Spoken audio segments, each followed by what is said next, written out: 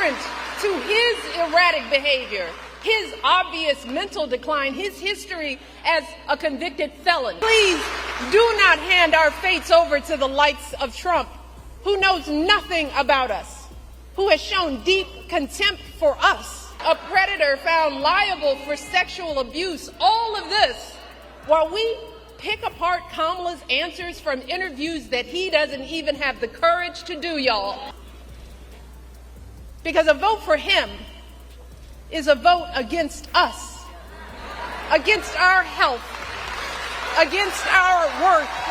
She treated the Constitution like it was printed on the back of a cereal box. That's just one of the verbal missiles Michelle Obama launched at Trump and his spokesperson Leavitt, and I'm here to break down every glorious moment of this political roast session. Ever wondered how someone can absolutely destroy their opponent without stooping to personal insults or made-up facts? I love how the media takes a few critics when the overwhelming response from the American people is support for what this administration is doing. There should be no secret about the fact that this administration is committed to cutting waste, fraud, and abuse. The president campaigned on that promise. Americans elected him on that promise, and he's actually delivering on it. If you look at the public polling, 70% of Americans, according to CBS, believe that President Trump is delivering on the promises he made. Obama just gave a masterclass, and it's the complete opposite of the outrage theater we're used to seeing from Team Trump. I'll show you exactly how she cut through the noise with nothing but vocabulary and facts, something that apparently terrifies the conservative meme factory.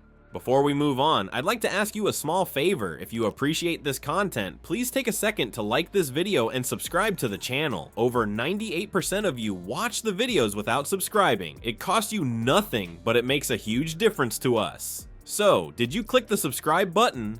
Great, thank you so much. Now, back to the video. You know those late night infomercials where people struggle to open a jar like it's rocket science? Actually be dangerous just to bring them back to their countries. Their countries weren't accepting them back until I came. You know, with Barack Hussein Obama, I call him the Great Divider. He's the Great Divider. Oh, what do you mean? She said bad about me. I can't hit back. Sir, you're winning. Just relax. Is that good advice? Is that good or bad advice? And Michelle hit me. I was so nice to her. Out of respect, I was so nice. She hit me the other day. I was going to say to my people, am I allowed to hit her now? That's basically Trump and Leavitt trying to understand the Constitution. They stare at it, confused, then just make up whatever meaning suits them that day. These two have created a whole new kind of politics where facts are completely optional, but yelling is absolutely required. It's like they're allergic to truth, but got a doctor's note saying, must scream nonsense hourly or will explode.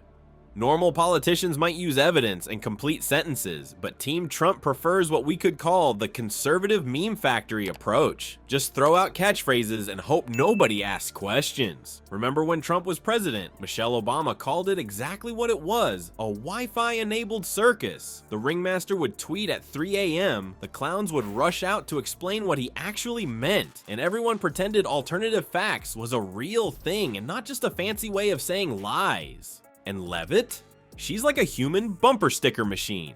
Press a button and out comes another patriotic sounding phrase that means absolutely nothing. She spits out these ready-made talking points faster than Trump tosses away McDonald's wrappers. She's basically auditioning to be a discount Sarah Palin, armed with press releases and the confidence of someone who once skimmed a Wikipedia article on government. The real problem isn't just their style, it's how they treat serious government business like it's reality TV. Trump handles the Constitution the same way he handles those terms and conditions pop-ups. Click agree without reading a word. Their version of patriotism is all performance. Why is the media so against cutting waste, fraud, and abuse from the government? I don't get it. I just want to ask a question. We won't be deterred. We will not be deterred from people like you and the press who are clearly adamantly opposed to cutting waste, fraud, and abuse, but this administration is committed to finding even more of that fraud, waste, and abuse. To be clear, that $71 billion was from 2015 to 2022, so it wasn't in just 1 year. And it was $71 billion. But it wasn't. Crazy DEI programs in countries overseas. They also don't like the fact that there has been $71 billion worth of fraud in Social Security and improper payments going out the door. Hug a flag for the cameras, but ignore what the flag actually stands for. Michelle Obama pointed out how dangerous this empty empty-headed approach really is. It's like giving car keys to a toddler because they can make impressive rooming noises. Just because someone can say America first doesn't mean they understand America at all. What Obama's critique really exposes is how Trump and Leavitt substitute noise for actual thinking. They treat America's founding documents like they're printed on the back of a cereal box rather than preserved in the National Archives. They confuse shouting with substance and mistake memorized slogans for original thoughts. Now let's look at how Michelle Obama serves as the complete opposite to this political circus act. You know what's actually scarier than someone screaming in your face? Someone who calmly tells you exactly why you're wrong. That's Michelle Obama's specialty, and Trump's crew never sees it coming.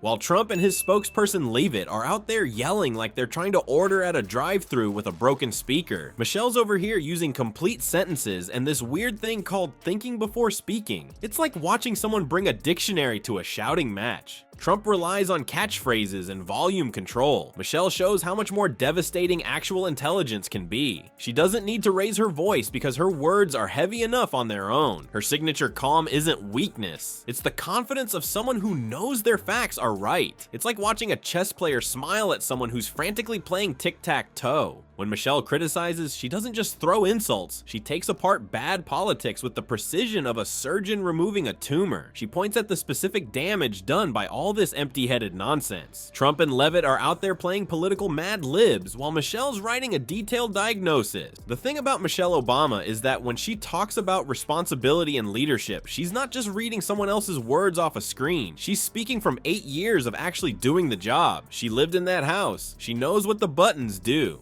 Have you noticed the difference between how they talk? Michelle speaks in full sentences with actual punctuation. Trump delivers word salad that would make a blender jealous. It's like comparing a 5-star restaurant meal to whatever's spinning in those gas station hot dog machines. What makes Michelle's approach so powerful is that she lets her record do the talking. When you've got actual facts, you don't need to make up alternative ones. She doesn't need to create drama because reality is dramatic enough. This isn't just about who has the better speaking style. It's about two completely different relationships with truth. Michelle treats truth like it's valuable. Trump and Leavitt treat truth like it's optional. Nice if you have it, but not necessary if you can just make noise instead. The end result, Michelle Obama shows us that you don't need to scream to be heard. You just need to say something worth hearing, and that's what makes her critics so mad. They know deep down that their loudness is just covering up their emptiness. So what have we learned from Michelle Obama's takedown of Trump and Leavitt? Simple. The loudest voice in the room isn't always the most powerful. Sometimes it's just the most desperate.